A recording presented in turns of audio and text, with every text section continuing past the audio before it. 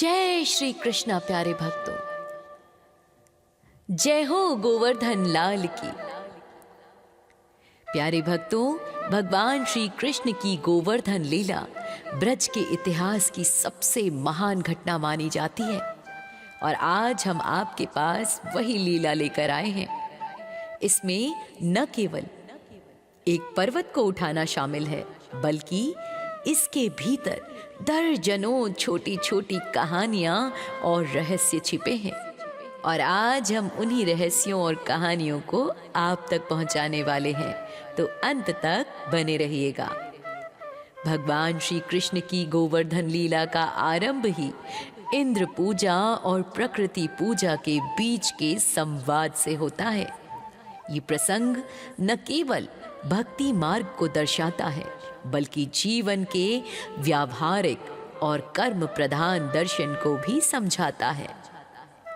शरद ऋतु का समय था। नन्हे कृष्ण उस समय मात्र 7 वर्ष के थे। उन्होंने देखा कि पूरे गोकुल में एक बहुत बड़े उत्सव की तैयारी चल रही है। माता यशोदा और नंद बाबा के घर में हजारों मन दूध मथा जा रहा था। सुगंधित पकवान बन रहे थे और घर घर में उत्साह था। कृष्ण ने देखा कि उनके पिता नंद बाबा ब्राह्मणों के साथ बैठकर बड़े अनुष्ठान की योजना बना रहे हैं। अंतर्यामी होने के बावजूद लोक मर्यादा के लिए श्री कृष्ण ने एक अबोध बालक की तरह नंद बाबा की गोद में बैठकर उनसे पूछा, पिताजी, ये किस देवता का उत्सव है? इस पूजा का क्या फल है? और यदि हम ये पूजा न करें तो क्या होगा? नंद बाबा ने बाल कृष्ण की बातों को सुनकर बड़े प्यार से उन्हें समझाया, लल्ला, ये देवराज इंद्र की पूजा है। इंद्र मेघों के स्वामी हैं। वे ही प्रसन्न होकर वर्षा करते हैं, जिससे हमारे खेतों में घास और अन्न पैदा होता है। उन्हीं की कृपा से हमारी गौएं दूध देती हैं और हम सब सुखी रहते हैं। भगवान कृष्ण ने यहाँ पर कर्मवाद का सिद्धांत रखा। भक्तों, उन्होंने इंद्र की महत्ता को विनम्रतापूर्वक चुनौती देते हुए कुछ तर्क दिए जो आज भी प्रासंगिक हैं। कृष्ण ने कहा कि हर जीव अपने कर्मों के अनुसार जन्म लेता है और सुख दुख पाता है। कर्म ही प्रधान है। वर्षा करना इंद्र का स्वभाव और उनका कर्तव्य है। वे हम पर कोई उपकार नहीं कर रहे, बल्कि अपना काम कर रहे हैं। प्रकृति ही वास्तविक देवता है। कृष्ण ने तर्क दिया, पिताजी, हम महल में रहने वाले राजा नहीं हैं, हम वनवासी हैं।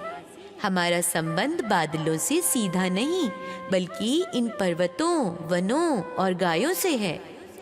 यह गोवर्धन पर्वत ही है जो बादलों को रोककर वर्षा कराता है, हमारी गायों को हरा चारा देता है और हमें कंदमूल प्रदान करता है। कृष्ण जानते थे कि इंद्र को अपने पद का अहंकार हो गया है।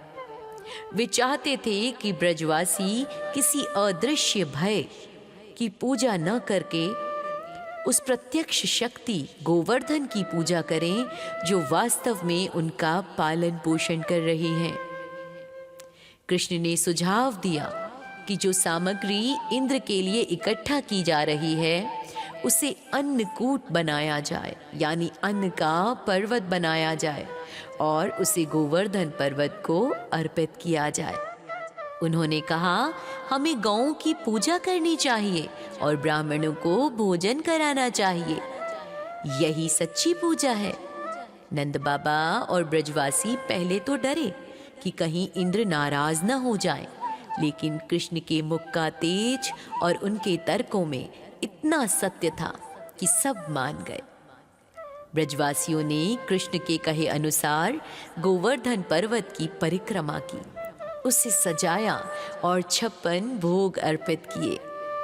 जब पूजा संपन्न हुई तो कृष्ण ने स्वयं को 2 रूपों में प्रकट किया। एक रूप में वे ब्रजवासियों के साथ भक्त बनकर खड़े थे और दूसरे विशाल रूप में वे पर्वत के ऊपर देवता यानी गिरिराज बनकर प्रकट हुए और सारा भोग ग्रहण किया। जब देवराज इंद्र ने स्वर्ग से देखा कि उनकी पूजा रोक दी गई है और उनकी जगह एक पर्वत की पूजा हो रही है, तो वे क्रोध से जल उठे। उन्होंने इसे एक बालक द्वारा किया गया अपमान समझा। यहीं से इंद्र के अहंकार और कृष्ण की शक्ति के बीच का वो महान संघर्ष शुरू हुआ, जिसे हम गोवर्धन धारण के रूप से जानते हैं।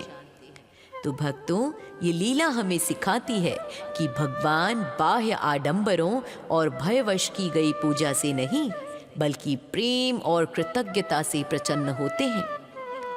कृष्ण ने संदेश दिया कि जो प्रकृति हमें जीवन दे रही है, उसका सम्मान करना ही ईश्वर की सच्ची सेवा है। जब इंद्र ने देखा कि ब्रजवासियों ने उनकी सदियों पुरानी पूजा बंद कर दी है और एक छोटे से बालक के कहने पर गोवर्धन पर्वत की पूजा शुरू कर दी है, तो उनका अहंकार चोटिल हो गया। उन्हें लगा कि एक ग्वाले ने स्वर्ग के राजा को चुनौती दी है। यहाँ से शुरू होती है इंद्र के कोप और कृष्ण की अलौकिक शक्ति की वह गाथा, जिसे गिरिराज धारण लीला कहा जाता है। इंद्र ने इसे मात्र पूजा का बंद होना नहीं, बल्कि अपना अपमान समझा। उन्होंने अपने सबसे विनाशकारी बादलों के समूह संवर्तक को बुलाया। ये वे बादल थे भक्तों, जो केवल प्रलय के समय बरसते थे, यानी दुनिया के अंत के समय। इंद्र ने आज्ञा किया, जाओ और पूरे ब्रज को जलमग्न कर दो। वहां के पशु, मनुष्य और उस अहंकारी बालक को समुद्र में डुबो दो। देखते ही देखते पूरे गोकुल के ऊपर अंधेरा छा गया। मूसलाधार बारिश होने लगी, मानो आसमान से पानी की बूंदें नहीं, बल्कि खंभों जैसी मोटी धार गिर रही हो। बिजलियां कड़कने लगी और चारों ओर हाहाकार मच गया। गोकुल के लोग और मूक पशु डर के मारे कांपने लगे। पानी के बहाव में घर बहने लगे। तब सभी ब्रजवासी दौड़ते हुए नंद भवन पहुंचे और पुकारा, कृष्ण कृष्ण रक्षा करो, तुमने ही इंद्र की पूजा रुकवाई थी, अब इस प्रलय से तुम ही हमें बचाओ। भगवान कृष्ण मुस्कुराए। उन्होंने कहा, डरने की बात नहीं है, हमने जिसकी पूजा की है वही गिरिराज हमारी रक्षा करेंगे। तभी एक अद्भुत चमत्कार हुआ। 7 वर्ष के नन्हे कृष्ण गोवर्धन पर्वत के पास गए और उसे वैसे ही उठा लिया जैसे कोई बच्चा घास के फूल या छतरी को उठाता है। बाएं हाथ की कनिष्ठा से कृष्ण ने पर्वत को अपनी सबसे छोटी उंगली के नाखून पर टिका दिया। उन्होंने सभी को पुकारा, मैया, बाबा, सखाओं, आप अपनी गायों और धन के साथ इस पर्वत के नीचे आ जाओ। यहाँ ना पानी पहुंचेगा और न ही इंद्र का वज्र। पूरे 7 दिनों तक इंद्र ने अपनी पूरी शक्ति लगा दी भक्तों।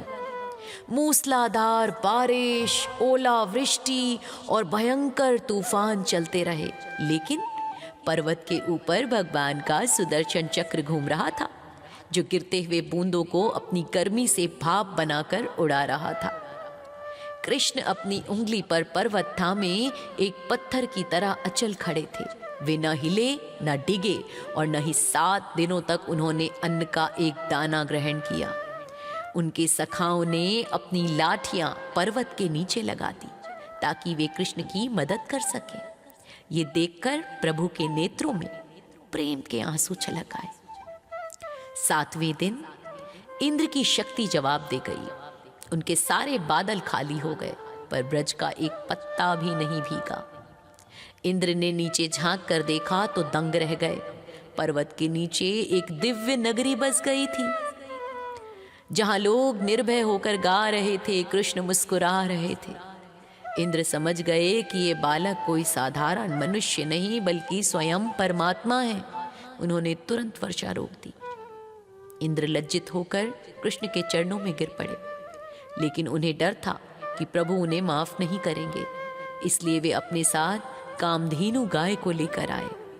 कामधेनु ने अपने दूध से और इंद्र ने ऐरावत हाथी द्वारा लाए गए स्वर्ग की गंगा के जल से कृष्ण का अभिषेक किया। इसी समय इंद्र ने कहा, प्रभु आप ही समस्त गायों और इंद्रियों के असली स्वामी हैं। तब उन्होंने कृष्ण को गोविंद नाम दिया। जब 7 दिन बाद पर्वत रखा गया तब ब्रजवासियों को एहसास हुआ कि कृष्ण ने 7 दिनों से भोजन नहीं किया। ब्रज की हर माँ अपने घर से पकवान बनाकर लाई। कृष्ण दिन में 8 बार भोजन करते थे। 7 दिन का भोजन छूट गया था, इसलिए 56 व्यंजन तैयार किए गए थे। इसी कारण आज भी गोवर्धन पूजा के दिन भगवान को 56 भोग चढ़ाया जाता है। तो प्यारे भक्तों, ये लीला हमें सिखाती है कि जब हम दुनिया के झूठे अधिपतियों, इंद्र रूपी अहंकार का डर छोड़कर भगवान की सच्ची शरण में जाते हैं तो वे हमारी रक्षा के लिए पहाड़ जैसी मुसीबत को भी एक उंगली पर उठा लेते हैं। कैसी लगी ये दिव्य कथा हमें कमेंट में जरूर बताइएगा और मेरे साथ प्रेम से कहिए, जय श्री कृष्ण।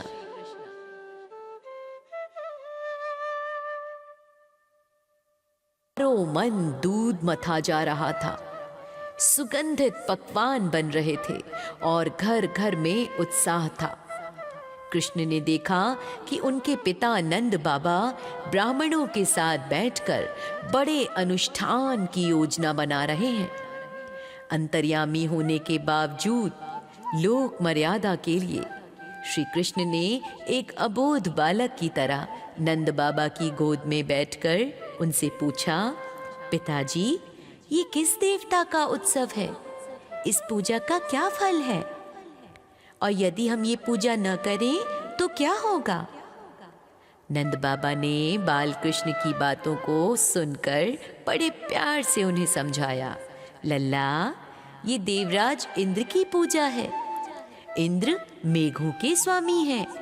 वे ही प्रसन्न होकर वर्षा करते हैं, जिससे हमारे खेतों में घास और अन्न पैदा होता है। उन्हीं की कृपा से हमारी गौएं दूध देती हैं और हम सब सुखी रहते हैं। भगवान कृष्ण ने यहाँ पर कर्मवाद का सिद्धांत रखा भक्तों। उन्होंने इंद्र की महत्ता को विनम्रता पूर्वक चुनौती देते हुए कुछ तर्क दिए जो आज भी प्रासंगिक है। कृष्ण ने कहा कि हर जीव अपने कर्मों के अनुसार जन्म लेता है और सुख दुख पाता है। कर्म ही प्रधान है। वर्षा करना इंद्र का स्वभाव और उनका कर्तव्य है। वे हम पर कोई उपकार नहीं कर रहे बल्कि अपना काम कर रहे हैं। प्रकृति ही वास्तविक देवता है। कृष्ण ने तर्क दिया, पिताजी हम महल में रहने वाले राजा नहीं हैं, हम वनवासी हैं। हमारा संबंध बादलों से सीधा नहीं बल्कि इन पर्वतों, वनों और गायों से है। यह गोवर्धन पर्वत ही है जो बादलों को रोककर वर्षा कराता है, हमारी गायों को हरा चारा देता है और हमें कंदमूल प्रदान करता है। कृष्ण जानते थे कि इंद्र को अपने पद का अहंकार हो गया है। वे चाहते थे कि ब्रजवासी किसी अदृश्य भय की पूजा न करके उस प्रत्यक्ष शक्ति गोवर्धन की पूजा करें जो वास्तव में उनका पालन पोषण कर रही है। कृष्ण ने सुझाव दिया कि जो सामग्री इंद्र के लिए इकट्ठा की जा रही है उसे अन्नकूट बनाया जाए, यानी अन्न का पर्वत बनाया जाए और उसे गोवर्धन पर्वत को अर्पित किया जाए। उन्होंने कहा, हमें गौओं की पूजा करनी चाहिए और ब्राह्मणों को भोजन कराना चाहिए। यही सच्ची पूजा है। नंद बाबा और ब्रजवासी पहले तो डरे कि कहीं इंद्र नाराज न हो जाएं, लेकिन कृष्ण के मुख का तेज और उनके तर्कों में इतना सत्य था कि सब मान गए। ब्रजवासियों ने कृष्ण के कहे अनुसार गोवर्धन पर्वत की परिक्रमा की, उसे सजाया और 56 भोग अर्पित किए। जब पूजा संपन्न हुई तो कृष्ण ने स्वयं को 2 रूपों में प्रकट किया। एक रूप में वे ब्रजवासियों के साथ भक्त बनकर खड़े थे और दूसरे विशाल रूप में वे पर्वत के ऊपर देवता यानी गिरिराज बनकर प्रकट हुए और सारा भोग ग्रहण किया। जब देवराज इंद्र ने स्वर्ग से देखा कि उनकी पूजा रोक दी गई है और उनकी जगह एक पर्वत की पूजा हो रही है, तो वे क्रोध से जल उठे। उन्होंने इसे एक बालक द्वारा किया गया अपमान समझा। यहीं से इंद्र के अहंकार और कृष्ण की शक्ति के बीच का वो महान संघर्ष शुरू हुआ, जिसे हम गोवर्धन धारण के रूप से जानते हैं। तो भक्तों, ये लीला हमें सिखाती है कि भगवान बाह्य आडंबरों और भयवश की गई पूजा से नहीं, बल्कि प्रेम और कृतज्ञता से प्रसन्न होते हैं। कृष्ण ने संदेश दिया कि जो प्रकृति हमें जीवन दे रही है, उसका सम्मान करना ही ईश्वर की सच्ची सेवा है। जब इंद्र ने देखा कि ब्रजवासियों ने उनकी सदियों पुरानी पूजा बंद कर दी है और एक छोटे से बालक के कहने पर गोवर्धन पर्वत की पूजा शुरू कर दी है, तो उनका अहंकार चोटिल हो गया। उन्हें लगा कि एक ग्वाले ने स्वर्ग के राजा को चुनौती दी है। यहाँ से शुरू होती है इंद्र के कोप और कृष्ण की अलौकिक शक्ति की वह गाथा, जिसे गिरिराज धारण लीला कहा जाता है। इंद्र ने इसे मात्र पूजा का बंद होना नहीं, बल्कि अपना अपमान समझा। उन्होंने अपने सबसे विनाशकारी बादलों के समूह संवर्तक को बुलाया। ये वे बादल थे भक्तों, जो केवल प्रलय के समय बरसते थे, यानी दुनिया के अंत के समय। इंद्र ने आज्ञा किया, जाओ और पूरे ब्रज को जलमग्न कर दो। वहां के पशु, मनुष्य और उस अहंकारी बालक को समुद्र में डुबो दो। देखते ही देखते पूरे गोकुल के ऊपर अंधेरा छा गया। मूसलाधार बारिश होने लगी, मानो आसमान से पानी की बूंदें नहीं, बल्कि खंभों जैसी मोटी धार गिर रही हो। बिजलियां कड़कने लगी और चारों ओर हाहाकार मच गया। गोकुल के लोग और मूक पशु डर के मारे कांपने लगे। पानी के बहाव में घर बहने लगे। तब सभी ब्रजवासी दौड़ते हुए नंद भवन पहुंचे और पुकारा, कृष्ण कृष्ण रक्षा करो, तुमने ही इंद्र की पूजा रुकवाई थी, अब इस प्रलय से तुम ही हमें बचाओ। भगवान कृष्ण मुस्कुराए। उन्होंने कहा, डरने की बात नहीं है, हमने जिसकी पूजा की है वही गिरिराज हमारी रक्षा करेंगे। तभी एक अद्भुत चमत्कार हुआ। 7 वर्ष के नन्हे कृष्ण गोवर्धन पर्वत के पास गए और उसे वैसे ही उठा लिया जैसे कोई बच्चा घास के फूल या छतरी को उठाता है। बाएं हाथ की कनिष्ठा से कृष्ण ने पर्वत को अपनी सबसे छोटी उंगली के नाखून पर टिका दिया। उन्होंने सभी को पुकारा, मैया, बाबा, सखाओं, आप अपनी गायों और धन के साथ इस पर्वत के नीचे आ जाओ। यहाँ ना पानी पहुंचेगा और न ही इंद्र का वज्र। पूरे 7 दिनों तक इंद्र ने अपनी पूरी शक्ति लगा दी भक्तों। मूसलाधार बारिश, ओलावृष्टि और भयंकर तूफान चलते रहे, लेकिन पर्वत के ऊपर भगवान का सुदर्शन चक्र घूम रहा था, जो गिरते हुए बूंदों को अपनी गर्मी से भाप बनाकर उड़ा रहा था। कृष्ण अपनी उंगली पर पर्वत थामे एक पत्थर की तरह अचल खड़े थे। वे न हिले न डिगे और न ही 7 दिनों तक उन्होंने अन्न का एक दाना ग्रहण किया। उनके सखाओं ने अपनी लाठियां पर्वत के नीचे लगा दी ताकि वे कृष्ण की मदद कर सकें। ये देखकर प्रभु के नेत्रों में प्रेम के आंसू छलक आए। 7वें दिन इंद्र की शक्ति जवाब दे गई उनके सारे बादल खाली हो गए, पर ब्रज का एक पत्ता भी नहीं भीगा। इंद्र ने नीचे झांक कर देखा तो दंग रह गए। पर्वत के नीचे एक दिव्य नगरी बस गई थी, जहां लोग निर्भय होकर गा रहे थे, कृष्ण मुस्कुरा रहे थे। इंद्र समझ गए कि ये बालक कोई साधारण मनुष्य नहीं बल्कि स्वयं परमात्मा है। उन्होंने तुरंत वर्षा रोक दी। इंद्र लज्जित होकर कृष्ण के चरणों में गिर पड़े, लेकिन उन्हें डर था कि प्रभु उन्हें माफ नहीं करेंगे, इसलिए वे अपने साथ कामधेनु गाय को लेकर आए। कामधेनु ने अपने दूध से और इंद्र ने ऐरावत हाथी द्वारा लाए गए स्वर्ग की गंगा के जल से कृष्ण का अभिषेक किया। इसी समय इंद्र ने कहा, प्रभु आप ही समस्त गायों और इंद्रियों के असली स्वामी हैं। तब उन्होंने कृष्ण को गोविंद नाम दिया। जब 7 दिन बाद पर्वत रखा गया, तब ब्रजवासियों को एहसास हुआ कि कृष्ण ने 7 दिनों से भोजन नहीं किया। ब्रज की हर माँ अपने घर से पकवान बनाकर लाई। कृष्ण दिन में 8 बार भोजन करते थे। 7 दिन का भोजन छूट गया था, इसलिए 56 व्यंजन तैयार किए गए थे। इसी कारण आज भी गोवर्धन पूजा के दिन भगवान को 56 भोग चढ़ाया जाता है।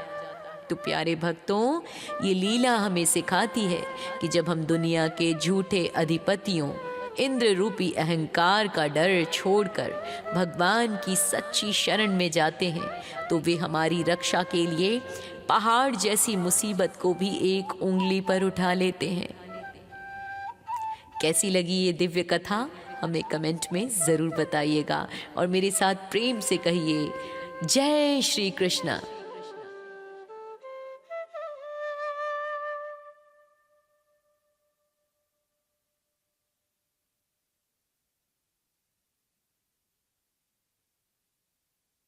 मन दूध मथा जा रहा था, सुगंधित पकवान बन रहे थे और घर घर में उत्साह था। कृष्ण ने देखा कि उनके पिता नंद बाबा ब्राह्मणों के साथ बैठकर बड़े अनुष्ठान की योजना बना रहे हैं। अंतर्यामी होने के बावजूद लोक मर्यादा के लिए श्री कृष्ण ने एक अबोध बालक की तरह नंद बाबा की गोद में बैठकर उनसे पूछा, पिताजी, ये किस देवता का उत्सव है? इस पूजा का क्या फल है? और यदि हम ये पूजा न करें तो क्या होगा? नंद बाबा ने बाल कृष्ण की बातों को सुनकर बड़े प्यार से उन्हें समझाया, लल्ला, ये देवराज इंद्र की पूजा है। इंद्र मेघों के स्वामी हैं। वे ही प्रसन्न होकर वर्षा करते हैं, जिससे हमारे खेतों में घास और अन्न पैदा होता है। उन्हीं की कृपा से हमारी गौएं दूध देती हैं और हम सब सुखी रहते हैं। भगवान कृष्ण ने यहाँ पर कर्मवाद का सिद्धांत रखा भक्तों। उन्होंने इंद्र की महत्ता को विनम्रतापूर्वक चुनौती देते हुए कुछ तर्क दिए जो आज भी प्रासंगिक हैं। कृष्ण ने कहा कि हर जीव अपने कर्मों के अनुसार जन्म लेता है और सुख दुख पाता है। कर्म ही प्रधान है। वर्षा करना इंद्र का स्वभाव और उनका कर्तव्य है। वे हम पर कोई उपकार नहीं कर रहे, बल्कि अपना काम कर रहे हैं। प्रकृति ही वास्तविक देवता है। कृष्ण ने तर्क दिया, पिताजी, हम महल में रहने वाले राजा नहीं हैं, हम वनवासी हैं। हमारा संबंध बादलों से सीधा नहीं, बल्कि इन पर्वतों, वनों और गायों से है। यह गोवर्धन पर्वत ही है जो बादलों को रोककर वर्षा कराता है, हमारी गायों को हरा चारा देता है और हमें कंद मूल प्रदान करता है। कृष्ण जानते थे कि इंद्र को अपने पद का अहंकार हो गया है। वे चाहते थे कि ब्रजवासी किसी अदृश्य भय की पूजा न करके उस प्रत्यक्ष शक्ति गोवर्धन की पूजा करें जो वास्तव में उनका पालन पोषण कर रही है। कृष्ण ने सुझाव दिया कि जो सामग्री इंद्र के लिए इकट्ठा की जा रही है, उसे अन्नकूट बनाया जाए, यानी अन्न का पर्वत बनाया जाए और उसे गोवर्धन पर्वत को अर्पित किया जाए। उन्होंने कहा, हमें गौओं की पूजा करनी चाहिए और ब्राह्मणों को भोजन कराना चाहिए। यही सच्ची पूजा है। नंद बाबा और ब्रजवासी पहले तो डरे कि कहीं इंद्र नाराज न हो जाए, लेकिन कृष्ण के मुख का तेज और उनके तर्कों में इतना सत्य था कि सब मान गए। ब्रजवासियों ने कृष्ण के कहे अनुसार गोवर्धन पर्वत की परिक्रमा की, उसे सजाया और 56 भोग अर्पित किए। जब पूजा संपन्न हुई तो कृष्ण ने स्वयं को 2 रूपों में प्रकट किया। एक रूप में वे ब्रजवासियों के साथ भक्त बनकर खड़े थे और दूसरे विशाल रूप में वे पर्वत के ऊपर देवता यानी गिरिराज बनकर प्रकट हुए और सारा भोग ग्रहण किया। जब देवराज इंद्र ने स्वर्ग से देखा कि उनकी पूजा रोक दी गई है और उनकी जगह एक पर्वत की पूजा हो रही है, तो वे क्रोध से जल उठे। उन्होंने इसे एक बालक द्वारा किया गया अपमान समझा। यहीं से इंद्र के अहंकार और कृष्ण की शक्ति के बीच का वो महान संघर्ष शुरू हुआ, जिसे हम गोवर्धन धारण के रूप से जानते हैं। तो भक्तों, ये लीला हमें सिखाती है कि भगवान बाह्य आडंबरों और भयवश की गई पूजा से नहीं, बल्कि प्रेम और कृतज्ञता से प्रसन्न होते हैं। कृष्ण ने संदेश दिया कि जो प्रकृति हमें जीवन दे रही है, उसका सम्मान करना ही ईश्वर की सच्ची सेवा है। जब इंद्र ने देखा कि ब्रजवासियों ने उनकी सदियों पुरानी पूजा बंद कर दी है और एक छोटे से बालक के कहने पर गोवर्धन पर्वत की पूजा शुरू कर दी है, तो उनका अहंकार चोटिल हो गया। उन्हें लगा कि एक ग्वाले ने स्वर्ग के राजा को चुनौती दी है। यहाँ से शुरू होती है इंद्र के कोप और कृष्ण की अलौकिक शक्ति की वह गाथा, जिसे गिरिराज धारण लीला कहा जाता है। इंद्र ने इसे मात्र पूजा का बंद होना नहीं, बल्कि अपना अपमान समझा। उन्होंने अपने सबसे विनाशकारी बादलों के समूह संवर्तक को बुलाया। ये वे बादल थे भक्तों, जो केवल प्रलय के समय बरसते थे, यानी दुनिया के अंत के समय। इंद्र ने आज्ञा किया, जाओ और पूरे ब्रज को जलमग्न कर दो। वहां के पशु, मनुष्य और उस अहंकारी बालक को समुद्र में डुबो दो। देखते ही देखते पूरे गोकुल के ऊपर अंधेरा छा गया। मूसलाधार बारिश होने लगी, मानो आसमान से पानी की बूंदें नहीं, बल्कि खंभों जैसी मोटी धार गिर रही हो। बिजलियां कड़कने लगी और चारों ओर हाहाकार मच गया। गोकुल के लोग और मूक पशु डर के मारे कांपने लगे। पानी के बहाव में घर बहने लगे। तब सभी ब्रजवासी दौड़ते हुए नंद भवन पहुंचे और पुकारा, कृष्ण कृष्ण रक्षा करो, तुमने ही इंद्र की पूजा रुकवाई थी, अब इस प्रलय से तुम ही हमें बचाओ। भगवान कृष्ण मुस्कुराए। उन्होंने कहा, डरने की बात नहीं है, हमने जिसकी पूजा की है वही गिरिराज हमारी रक्षा करेंगे। तभी एक अद्भुत चमत्कार हुआ। 7 वर्ष के नन्हे कृष्ण गोवर्धन पर्वत के पास गए और उसे वैसे ही उठा लिया जैसे कोई बच्चा घास के फूल या छतरी को उठाता है। बाएं हाथ की कनिष्ठा से कृष्ण ने पर्वत को अपनी सबसे छोटी उंगली के नाखून पर टिका दिया। उन्होंने सभी को पुकारा, मैया, बाबा, सखाओं, आप अपनी गायों और धन के साथ इस पर्वत के नीचे आ जाओ। यहाँ ना पानी पहुंचेगा और न ही इंद्र का वज्र। पूरे 7 दिनों तक इंद्र ने अपनी पूरी शक्ति लगा दी भक्तों। मूसलाधार बारिश, ओलावृष्टि और भयंकर तूफान चलते रहे, लेकिन पर्वत के ऊपर भगवान का सुदर्शन चक्र घूम रहा था, जो गिरते हुए बूंदों को अपनी गर्मी से भाप बनाकर उड़ा रहा था। कृष्ण अपनी उंगली पर पर्वत थामे एक पत्थर की तरह अचल खड़े थे। वे न हिले न डिगे और न ही 7 दिनों तक उन्होंने अन्न का एक दाना ग्रहण किया। उनके सखाओं ने अपनी लाठियां पर्वत के नीचे लगा दी ताकि वे कृष्ण की मदद कर सकें। ये देखकर प्रभु के नेत्रों में प्रेम के आंसू छलक आए। 7वें दिन इंद्र की शक्ति जवाब दे गई। उनके सारे बादल खाली हो गए, पर ब्रज का एक पत्ता भी नहीं भीगा। इंद्र ने नीचे झांक कर देखा तो दंग रह गए। पर्वत के नीचे एक दिव्य नगरी बस गई थी, जहां लोग निर्भय होकर गा रहे थे, कृष्ण मुस्कुरा रहे थे। इंद्र समझ गए कि ये बालक कोई साधारण मनुष्य नहीं बल्कि स्वयं परमात्मा है। उन्होंने तुरंत वर्षा रोक दी। इंद्र लज्जित होकर कृष्ण के चरणों में गिर पड़े, लेकिन उन्हें डर था कि प्रभु उन्हें माफ नहीं करेंगे, इसलिए वे अपने साथ कामधेनु गाय को लेकर आए। कामधेनु ने अपने दूध से और इंद्र ने ऐरावत हाथी द्वारा लाए गए स्वर्ग की गंगा के जल से कृष्ण का अभिषेक किया। इसी समय इंद्र ने कहा, प्रभु आप ही समस्त गायों और इंद्रियों के असली स्वामी हैं। तब उन्होंने कृष्ण को गोविंद नाम दिया। जब 7 दिन बाद पर्वत रखा गया, तब ब्रजवासियों को एहसास हुआ कि कृष्ण ने 7 दिनों से भोजन नहीं किया।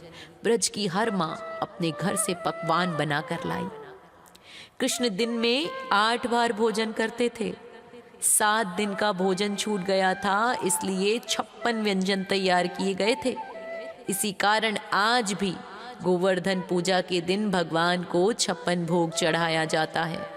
तो प्यारे भक्तों, ये लीला हमें सिखाती है कि जब हम दुनिया के झूठे अधिपतियों, इंद्र रूपी अहंकार का डर छोड़कर भगवान की सच्ची शरण में जाते हैं, तो वे हमारी रक्षा के लिए पहाड़ जैसी मुसीबत को भी एक उंगली पर उठा लेते हैं।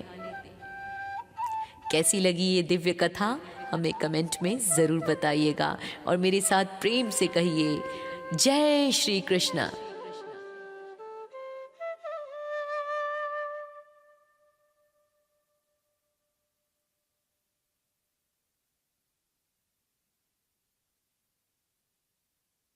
मन दूध मथा जा रहा था, सुगंधित पकवान बन रहे थे और घर घर में उत्साह था।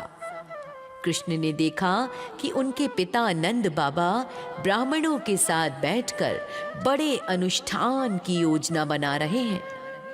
अंतर्यामी होने के बावजूद लोक मर्यादा के लिए श्री कृष्ण ने एक अबोध बालक की तरह नंद बाबा की गोद में बैठकर उनसे पूछा, पिताजी ये किस देवता का उत्सव है? इस पूजा का क्या फल है? और यदि हम ये पूजा न करें तो क्या होगा? नंद बाबा ने बाल कृष्ण की बातों को सुनकर बड़े प्यार से उन्हें समझाया, लल्ला ये देवराज इंद्र की पूजा है। इंद्र मेघों के स्वामी हैं। वे ही प्रसन्न होकर वर्षा करते हैं, जिससे हमारे खेतों में घास और अन्न पैदा होता है। उन्हीं की कृपा से हमारी गौएं दूध देती हैं और हम सब सुखी रहते हैं। भगवान कृष्ण ने यहाँ पर कर्मवाद का सिद्धांत रखा भक्तों। उन्होंने इंद्र की महत्ता को विनम्रता पूर्वक चुनौती देते हुए कुछ तर्क दिए जो आज भी प्रासंगिक हैं। कृष्ण ने कहा कि हर जीव अपने कर्मों के अनुसार जन्म लेता है और सुख दुख पाता है। कर्म ही प्रधान है। वर्षा करना इंद्र का स्वभाव और उनका कर्तव्य है। वे हम पर कोई उपकार नहीं कर रहे, बल्कि अपना काम कर रहे हैं। प्रकृति ही वास्तविक देवता है। कृष्ण ने तर्क दिया, पिताजी हम महल में रहने वाले राजा नहीं हैं, हम वनवासी हैं। हमारा संबंध बादलों से सीधा नहीं, बल्कि इन पर्वतों, वनों और गायों से है। यह गोवर्धन पर्वत ही है जो बादलों को रोककर वर्षा कराता है, हमारी गायों को हरा चारा देता है और हमें कंदमूल प्रदान करता है। कृष्ण जानते थे कि इंद्र को अपने पद का अहंकार हो गया है।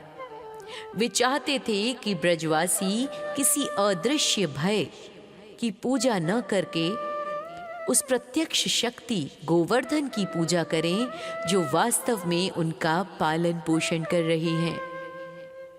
कृष्ण ने सुझाव दिया कि जो सामग्री इंद्र के लिए इकट्ठा की जा रही है उसे अन्नकूट बनाया जाए, यानी अन्न का पर्वत बनाया जाए और उसे गोवर्धन पर्वत को अर्पित किया जाए। उन्होंने कहा, हमें गौओं की पूजा करनी चाहिए और ब्राह्मणों को भोजन कराना चाहिए। यही सच्ची पूजा है। नंद बाबा और ब्रजवासी पहले तो डरे कि कहीं इंद्र नाराज न हो जाए, लेकिन कृष्ण के मुख का तेज और उनके तर्कों में इतना सत्य था कि सब मान गए।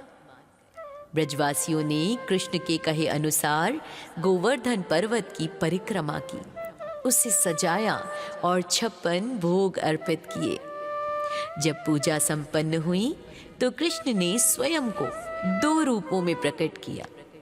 एक रूप में वे ब्रजवासियों के साथ भक्त बनकर खड़े थे और दूसरे विशाल रूप में वे पर्वत के ऊपर देवता यानी गिरिराज बनकर प्रकट हुए और सारा भोग ग्रहण किया। जब देवराज इंद्र ने स्वर्ग से देखा कि उनकी पूजा रोक दी गई है और उनकी जगह एक पर्वत की पूजा हो रही है, तो वे क्रोध से जल उठे। उन्होंने इसे एक बालक द्वारा किया गया अपमान समझा। यहीं से इंद्र के अहंकार और कृष्ण की शक्ति के बीच का वो महान संघर्ष शुरू हुआ, जिसे हम गोवर्धन धारण के रूप से जानते हैं।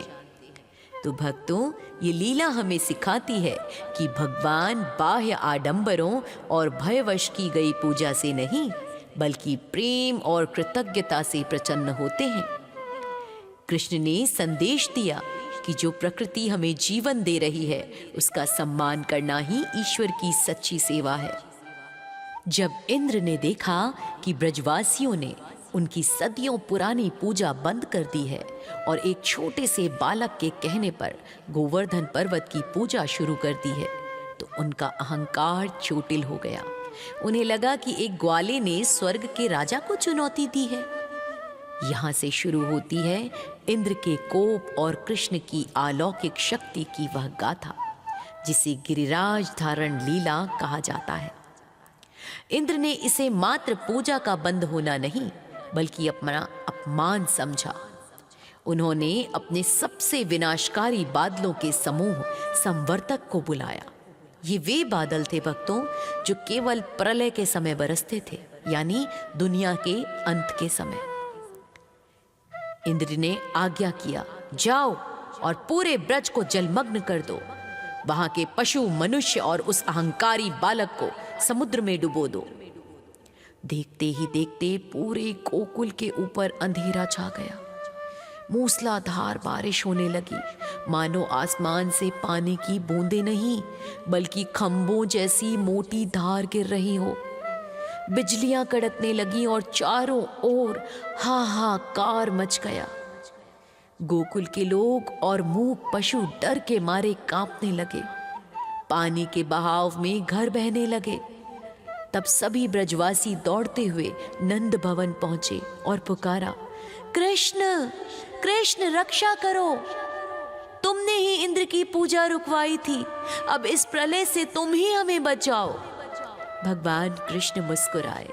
उन्होंने कहा, डरने की बात नहीं है, हमने जिसकी पूजा की है वही गिरिराज हमारी रक्षा करेंगे। तभी एक अद्भुत चमत्कार हुआ। 7 वर्ष के नन्हे कृष्ण गोवर्धन पर्वत के पास गए और उसे वैसे ही उठा लिया जैसे कोई बच्चा घास के फूल या छतरी को उठाता है। बाएं हाथ की कनिष्ठा से कृष्ण ने पर्वत को अपनी सबसे छोटी उंगली के नाखून पर टिका दिया। उन्होंने सभी को पुकारा, मैया, बाबा, सखाओं, आप अपनी गायों और धन के साथ इस पर्वत के नीचे आ जाओ। यहाँ ना पानी पहुंचेगा और न ही इंद्र का वज्र। पूरे 7 दिनों तक इंद्र ने अपनी पूरी शक्ति लगा दी भक्तों।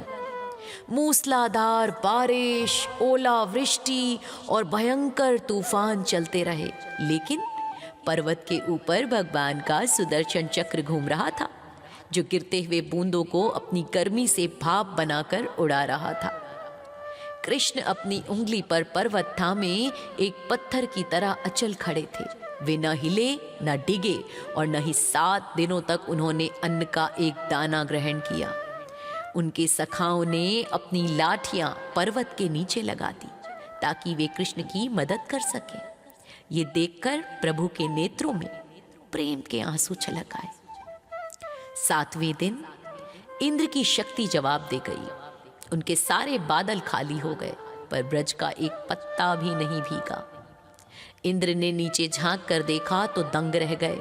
पर्वत के नीचे एक दिव्य नगरी बस गई थी, जहां लोग निर्भय होकर गा रहे थे, कृष्ण मुस्कुरा रहे थे। इंद्र समझ गए कि ये बालक कोई साधारण मनुष्य नहीं बल्कि स्वयं परमात्मा है। उन्होंने तुरंत वर्षा रोक दी। इंद्र लज्जित होकर कृष्ण के चरणों में गिर पड़े, लेकिन उन्हें डर था कि प्रभु उन्हें माफ नहीं करेंगे, इसलिए वे अपने साथ कामधेनु गाय को लेकर आए।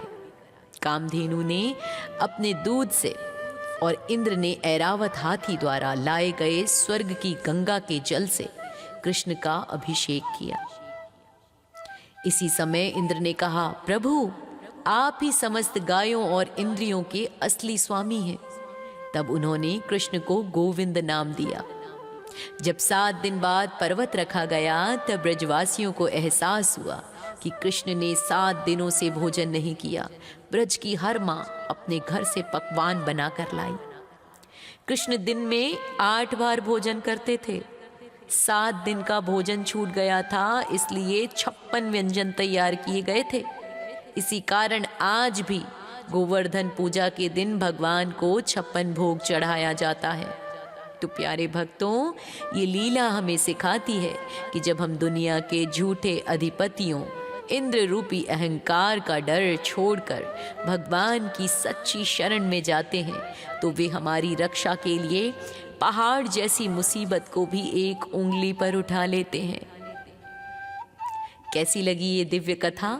हमें कमेंट में ज़रूर बताइएगा और मेरे साथ प्रेम से कहिए, जय श्री कृष्ण।